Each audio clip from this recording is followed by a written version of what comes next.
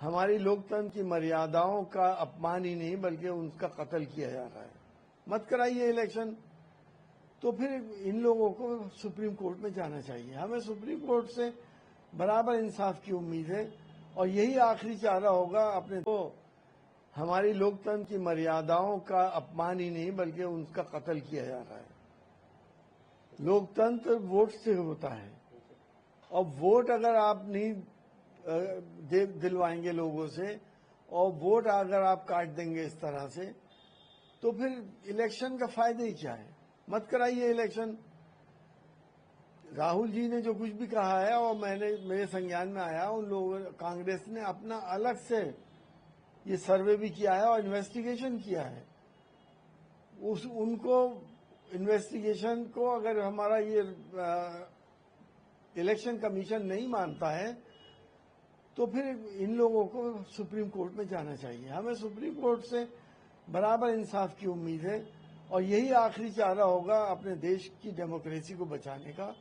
वरना तो by hook by crook BJP चाहती है कि बिहार को जीत लिया जाए और जैसा कि खबरें आज के अखबार में भी है कि 70 लाख से ज्यादा वोट काट दिए गए हैं। किसके काटे हैं मुझे और आपको अच्छी तरह से मालूम है, किस वजह से काटे हैं वो भी सबको पता है।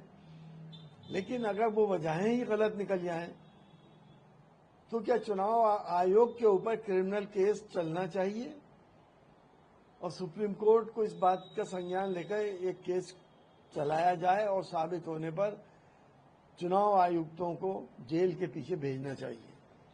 बिहार मतदाता सूची संशोधन पर राजद नेता तेजस्वी यादव ने कहा, हम महागठबंधन के सभी दल चुनाव का बहिष्कार कर सकते हैं, हमारे पास ये विकल्प है।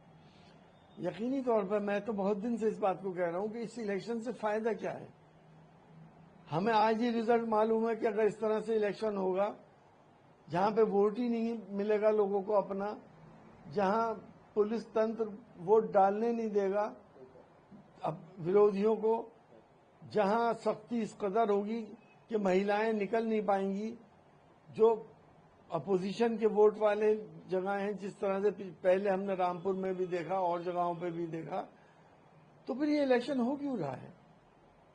इलेक्शन ना हो और सीधा सीधा चुनाव आयोग बीजेपी के नेताओं को विनिंग सर्टिफिकेट दे दे और वहां सरकार बनवा दे, तो बेहतर तो यही होगा कि अपोजिशन वहां पे इलेक्शन का बाइकआउट कर दे।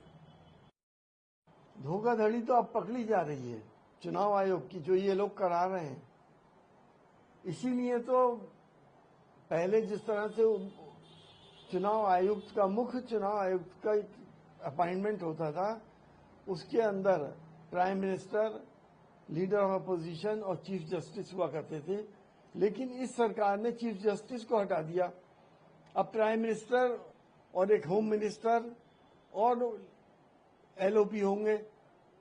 ये कर ही इसी काम के लिए गया था कि जो भी मुख्य चुनाव आयुक्त होगा वो हमारे दबाव में रहेगा। मेजॉरिटी तो सरकार की हो गई, चुनाव आयुक्त वो बनेगा जो सरकार चाहेगी, तो चुनाव आयुक्त वो करेगा जो सरकार चाहेगी। तो इसमें बुरा क्या है। देखिए, मैं पिछली पार्लियामेंट में रहा हूं, मैंने बहुत बार देखा कि राहुल जी आते हैं पार्लियामेंट में, रेगुलर आते थे और अपने बयान देते थे।